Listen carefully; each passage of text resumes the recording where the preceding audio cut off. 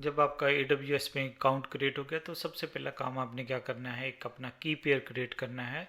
तो हम देखेंगे कि हमने की पेयर को कैसे जनरेट करना है AWS कंसोल को यूज़ करके।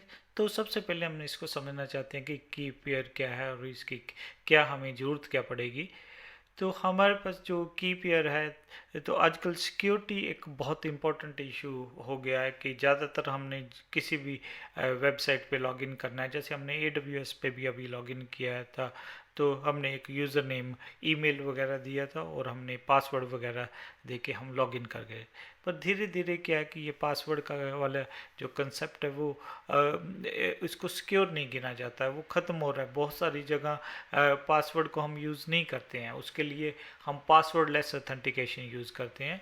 तो उसके लिए हमारे पास एक कंसेप्ट होता है कि हमने अगर पासवर्ड लेस ऑथेंटिकेशन यूज़ करनी है तो हम क्या करते हैं, एक पब्लिक प्राइवेट की जनरेट करते हैं। वो आप हम खुद भी जनरेट कर सकते हैं, या जो भी क्लाउड सर्विस प्रोवाइडर है उसको भी बोल सकते हैं कि हमारे लिए एक की पेयर क्रिएट कर दे, मीन हमारे लिए पब्लिक प्राइवेट की क्रिएट कर दे। तो उसमें क्या होगा कि हम अपने आप भी क्रिएट कर सकते हैं। हमारे केस में हम AWS को कहेंगे कि हमारे लिए एक क्या कर दे, पब्लिक प्राइवेट की क्रिएट कर दे। तो हमारे केस में हम क्या करेंगे, वो हमें डाउनलोड की ऑप्शन देगा, तो हम अपनी जो कीज़ है वो डाउनलोड कर लेंगे। तो उसके बाद AWS क्या करता है कि कुछ रिसोर्सेज, जैसे हम जब वर्चुअल सर्वर लॉन्च करेंगे, स्पेशली जब हम जैसे लाइनिक्स को इंस्टांस को वर्चुअल सर्वर लॉन्च करेंगे, तो वो उसको वो पब्लिक की से लॉक कर देता है। तो फिर हमने अगर उसमें से उस लाइनिक्स मशीन पे लॉगिन करना है तो हमें क्या करना पड़ेगा, अपनी प्राइवेट की हमें यूज़ करनी पड़ेगी उसको अंदर लॉगिन करने के लिए। तो हमने अपना स्टेप बाय स्टेप इसको देखेंगे कि कैसे पब्लिक प्राइवेट की जनरेट करनी है। तो हम सबसे पहले क्या करते हैं, अपने अकाउंट पे जाते हैं AWS वाले में। तो यहाँ पे हमने पहले लॉगिन कर रखा है, तो हम ज़्यादातर काम जो अपना है वो ओहियो रीजन में करना चाहते हैं। तो हमने यहाँ पे ये वाली सर्विस सेलेक्ट कर लेनी है, EC2 वाली। अगर यहाँ से नहीं भी पता लगता तो आपने क्या करना है, कंप्यूटर पे आ जाना है, कंप्यूटर पे अपने EC2 को सिलेक्ट कर लेना है। और क्या कर सकते हो, यहाँ पे भी सर्च कर सकते हो। हम यहाँ पे EC2 पे क्लिक कर देते हैं। तो यहाँ पे हमारे पास वो पूछेगा कि आपने की पेयर वगैरह क्रिएट करना है। तो यहाँ पे आप देखोगे कि कोई भी की पेयर नहीं है। तो हम थोड़ा सा फ़ॉन्ट को इंक्रीज कर देते हैं। कोई भी की पेयर नहीं है। तो हमने क्या करना है, यहाँ पे क्लिक करेंगे तो जी हमारे पास यहाँ पे भी दिखा देता है कि कोई भी की पेयर नहीं है। तो हमने बहुत ही सिंपल है क्रिएट करना पब्लिक। आप एक्शन में क्या कर सकते हो कि अगर आपके पास पहले ही की पेयर है तो आप उसको इंपोर्ट कर सकते हो, बट हमारे पास ऐसी कोई चीज़ नहीं है। तो हमने क्या करना है, क्रिएट की पेयर। तो यहाँ पे हमारे पास की का नाम पूछेगा, तो हम उसको की का नाम हम अपने अपने रीजन के हिसाब से ही दे देते हैं, ताकि हमें याद रहे कि हम इस रीजन के लिए ये वाली की यूज़ कर रहे हैं। आप कुछ भी नाम रख सकते हो, आप अपने नाम पे भी रख सकते हो की का नाम।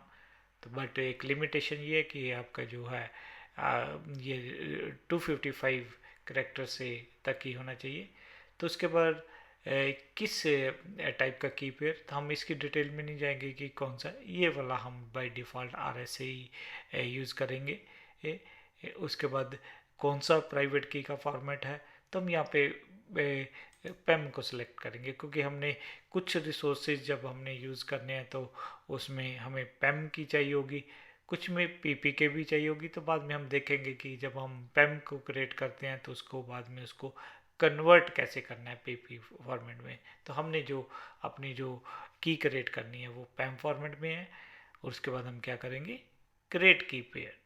तो जैसे हम इस पर क्लिक करते हैं तो वो आपको डाउनलोडिंग के लिए करेगा।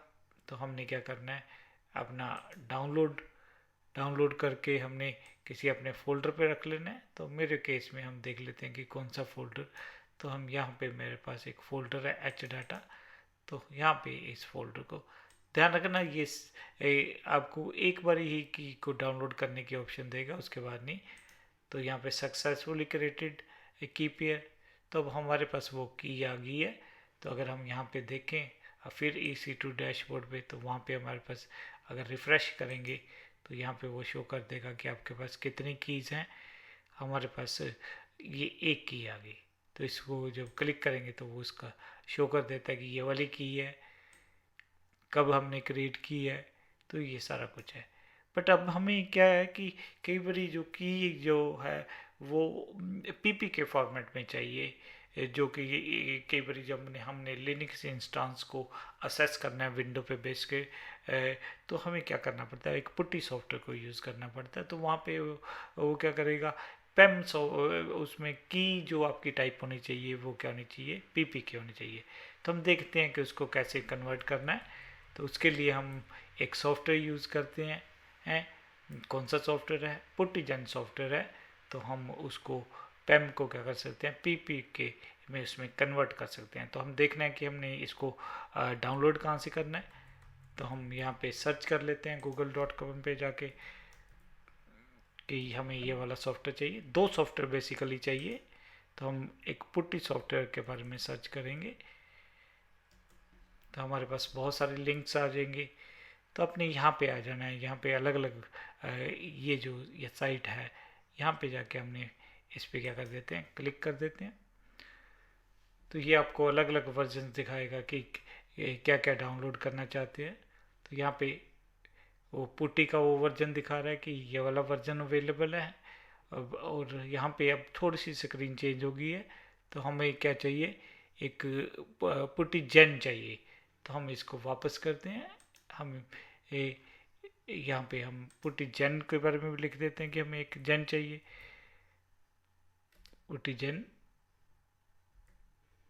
तो यहाँ पे हम फिर देखते हैं कि हमारे पास वो साइट, यहाँ पे क्लिक करते हैं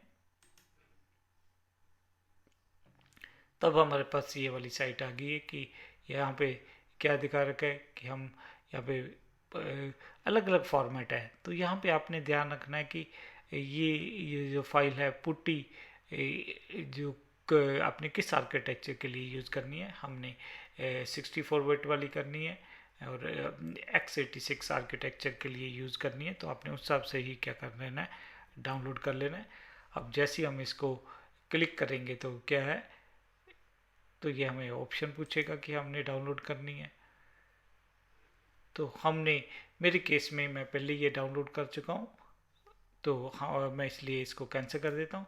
दूसरा सॉफ्टवेयर में क्या चाहिए, पुट्टीजेन। तो यहाँ पे हम क्या कर देंगे, ये इस पे जब क्लिक करेंगे पुट्टीजेन, तो ये हमने डाउनलोड कर लेना है। तो हमारे पास अब ये सॉफ्टवेयर आ गया, तो हमने उसको अब यूज़ करना है। तो यूज़ करने के लिए हम क्या करते हैं, इसको हम अपने फोल्डर पे आ जाते हैं। जो हम इसको यूज़ करते हैं कि, तो हम जो हमने डाउनलोड किया है सॉफ्टवेयर, तो हम उसको देखते हैं। हमारे केस में जो हमारी डायरेक्टरी है, वो हमारी जो डायरेक्टरी है वो डेस्कटॉप पे, हमारे पास डेस्कटॉप में एच डाटा डायरेक्टरी है। तो हम यहाँ पे पुट्टीजेन सॉफ्टवेयर को क्या कर लेते हैं, ओपन कर लेते हैं। तो यहाँ पे हमें जो मेनू स्पेसिफाई करना है, हमने फाइल, हमारे पास जो फाइल है, हमने जो अपनी की डाउनलोड की है वो कहाँ पे की है, एच डाटा में। तो यहाँ पे वो दिखा नहीं रहा है, तो आपने यहाँ पे ऑल फाइल सेलेक्ट कर लेनी है। तो ये वाली हमारी की थी, ओयो की। तो ये सक्सेसफुली इंपोर्टेड। तो अब हमने क्या कर लेना है, सेव प्राइवेट की बोल देना है। तो ये आपसे पूछ रहा है कि ये आप इस की को सेव करना चाहते हैं विदाउट पास फ्रेज, तो हमने यस कर देना है, क्योंकि हमने क्रिएट करते टाइम भी हमारे पास की का कोई पास फ्रेज वगैरह नहीं है। तो हमने इसको विदाउट इसको करना है, तो हम यस कर देंगे। तो इसका नाम भी हम क्या रख देते हैं, सेम ही रख देते हैं की, और उसकी एक्सटेंशन अपने आप क्या हो जाएगी, आपकी पीपी के एक्सटेंशन हो जाएगी। तो उसके बाद आपने इसको क्या कर देना है, क्लोज कर देना है। तो ये वाला हमारे पास जो सॉफ्टवेयर है, ये हमने उसको कन्वर्ट करने के लिए यूज़ करेंगे, और हमने करके भी देख लिया, ये उसकी स्क्रीन है। और बाद में हमने क्या करना होता है, इस की पेयर को कैसे करना होता है यूज़। तो हम जब रिसोर्सेज क्रिएट करते हैं, जैसे हम देखेंगे अपना जब सर्वर वर्चुअल लॉन्च करेंगे, तो हमारा जब वो लॉन्च करते हैं तो वो हमारा वो सर्वर को क्या करता है, पब्लिक की से लॉक कर देता है। तो हमने उसको असेस करने के लिए क्या करना पड़ेगा, हमें उसको प्राइवेट की को यूज़ करके हमें अनलॉक करना पड़ेगा। ध्यान रखना कि ये जो की है आपने एक प्रॉपर सेफ जगह पे स्टोर करनी है, क्योंकि अगर की कंप्रोमाइज़ होगी तो आपका कोई भी पर्सन आपके रिसोर्सेज वगैरह को क्या कर सकता है, असेस कर सकता है। तो अगर कंप्रोमाइज़ हो जाए तो आपने फिर क्या कर देना है कि मेनू पे जाके आप उसको कीज़ वगैरह को डिलीट कर सकते हो। हालांकि हम करेंगे नहीं, तो यहाँ पे आप अगर कोई कंप्रोमाइज़ होगी की तो हम यहाँ पे क्या कर सकते हैं, डिलीट करके अगेन दोबारा से क्रिएट कर सकते हैं, पर हम इसको डिलीट नहीं कर सकते हैं।